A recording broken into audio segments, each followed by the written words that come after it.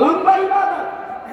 আল্লাহ রাসূল নিজের হাতে হযরত উম্মুল মুমিনিনকে সরায়া দিয়া পাক করে সেজদা দিতেছে। এই এক হাদিস থেকে মুফতিরা হাজার মাসায়েল আবিষ্কার করেছে।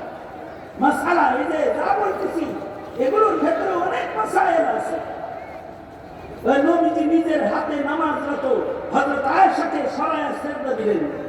তার মানে এখান থেকে একটি মাসআলা বের হয়েছে, একাধিক বহু মাসায়েল বের হয়েছে এখান থেকে।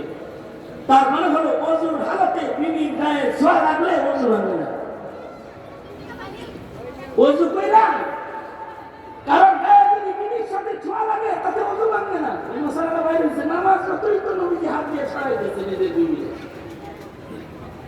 তার মানে হলো ওযু বানাইছেন, জুমা নামাজ যাইবেন, বিবি আইছে, মোসাফা করবেন, অসুবিধা নেই।